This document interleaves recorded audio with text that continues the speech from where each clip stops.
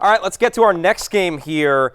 Miami at Kansas City. What do you think of my Harbaugh to Cowboys crazy idea? I don't mind, but does he want more control, like similar to Belichick, where he's only going to take the operation where he can run it entirely himself? I mean, maybe not. I'm not too sure, but that would be the pushback. That'll be an interesting combo. Again, if Spanos isn't going to pay, I get it, but Herbert is the one guy that you would want from everyone. Yeah, of course. And it is a circus in Dallas, but I mean, it gives him the best chance to win. It's a great defense. You've got playmakers both sides of the ball. You've got a quarterback in Dak Prescott. We'll talk about that game, but you've got a quarterback. Yes, you legit have a quarterback. Yeah, guy's going to come third in MVP or something. Yeah. Yeah, come on. The New Age Ice Bowl. The Dolphins lose at Kansas City. The Chiefs 12-3 in the postseason under Patrick Mahomes. They are 10-2 at Arrowhead. Jay. I mean, the bottom line is it's just a rarity when Mahomes loses in the playoffs, but especially at home. Yeah, I like the Dolphins plus 4.5 in this game. And now, to be fair, the bet lost, but it should have lost by a lot more. They were very lucky to only lose this game by the margin. This could have been a 35-point loss, really. And I think it just underscored, which we may have gotten away from a little bit during the season. Patrick Mahomes is still the best quarterback in the NFL, and I think by margin. He was magnificent in this game, even if the stats didn't fully recognize that, but he came through. He's just immune to the elements. He showed his scrambling again. Look, he only goes 200 to 262 and one touchdown, 23 of 41.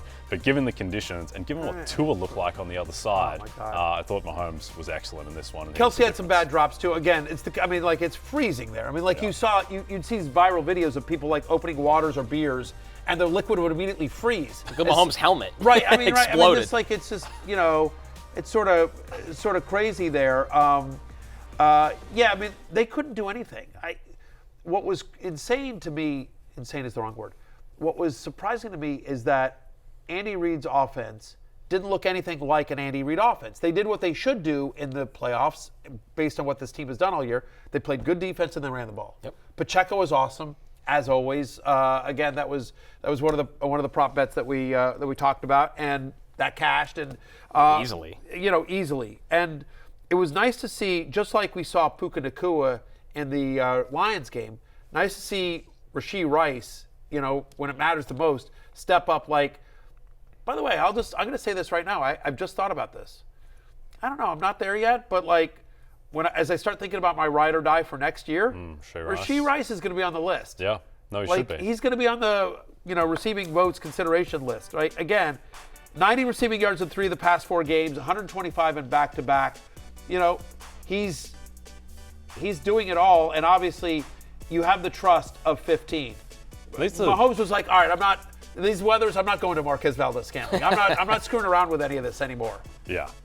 Sorry, Mecole Hardman. And the thing is, these catches aren't easy. They look easy to make, but they're not because of the conditions. And you could see, Travis Kelce dropped multiple balls. Yeah. These weren't easy balls to catch, and Rashee Rice just had glue in his hands. He's basically throwing an oblong brick. Right, right. I mean, that's, in all seriousness, that's what it is. I mean, it's like a freezing cold brick as well. You see Pacheco there with a 1 reception for -1 yards. They didn't really involve him in the passing game here, but kind of vintage Travis Kelce here. Rashee Rice goes off, and Pacheco, and this is what their offense has become. It's these 3 guys.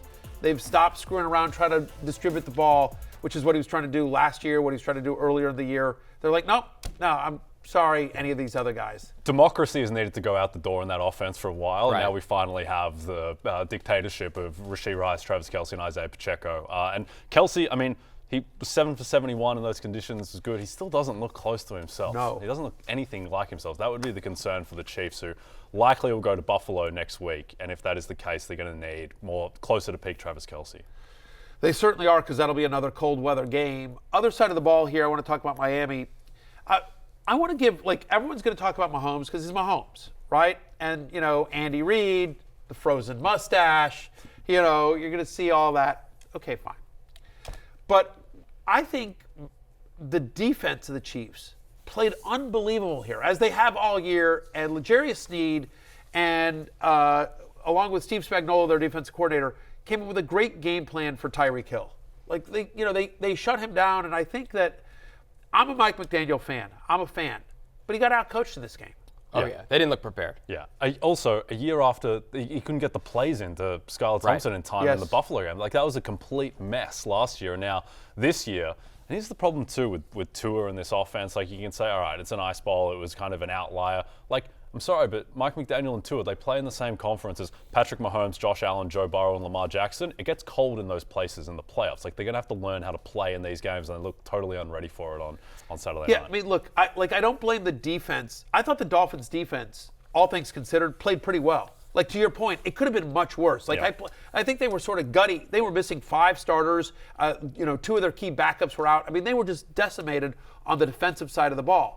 And then you look at the offensive side of the ball, and look, Waddle not 100%, Mostert not 100%. I get that Tyreek Hill dealt with injuries down the stretch as well, but still, like, they just couldn't get anything going. The run game was non-existent here. Devon Achane couldn't do anything at all. The Miami Dolphins line got dominated here. Tyreek Hill had the one sort of broken play for the touchdown, but other than that, 4 passes for 9 yards. They bottled him up. Like, you've got to figure out a way to scheme him open. And so, like, when you're sitting there going like, it's a first down at River Craycraft. Like, that's when blank has gone wrong. Yep.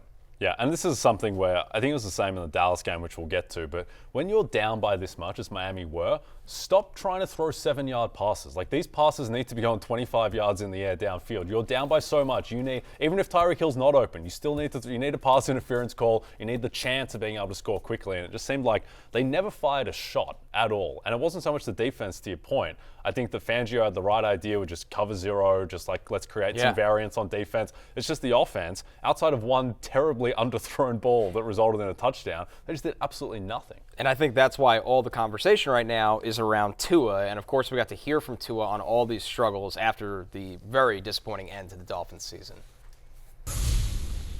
We didn't come together the way we wanted to offensively. It showed tonight. And, as the leader of that offense, I mean, it really started with practices. So, that's how we should have got things going, was in practice, with the communication, with knowing where we should be going in this loud environment. And then those miscues lead to delay of games. Those miscues lead to, okay, we can't change the protection. We don't have enough time, things like that. So it was just communication errors. Felt like more than that, honestly, with Tua. I think just physically, it's Mahomes. That's not fair. But you brought up, Jay, it's not just Mahomes. Look at the quarterbacks in this conference, and then look at the limitations we saw in this game from Tua. Yeah, and look, mentioning practice, that's a coaching thing. Right. That's and we talked about this. The other thing about Tua is, again, I'm not an insider. This is more your area here, but there's a contract decision coming up on Tua, right? It's massive, and so it's just like he's going to want a max deal. He's going to want he's going to want, I've seen people, he's going to want $40 million a year. He's going Daniel Jones got. Right, exactly. Be like, I'm at least as good as Daniel Jones. That's where it's all going to start. Right, and by the way, and so you start thinking about, is he worth that kind of money? And, I think given the market of the quarterback, he'll get that. He'll get that from somebody. Yeah. But, I get it. There's going to be a lot of questions about that. Yeah, it's very reminiscent, I think, of the Jared Goff Rams situation, where I think maybe he's an excellent, really good quarterback. Jared Goff took the Rams to a Super Bowl, but maybe they need to, Kirk Cousins or something, maybe with a higher ceiling. All right, weird to say about Kirk Cousins, but that's where we're at. That's true. Hey, it's Matthew Berry from NBCSports.com and RotorWorld.com, and I want to thank you so much for watching whatever it is you just watched, or if nothing else, being too lazy to click out of the autoplay after this video started, after whatever it is you actually wanted to watch finished. But now that you're here, I'd like to take a moment here to ask you respectfully now, okay? I'm asking you respectfully to subscribe to the NFL on NBC YouTube channel. You'll get the latest Roto-World fantasy news headlines, all sorts of great shows, including my own Fantasy Football Happy Hour. So go subscribe now. Again, I'm asking respectfully.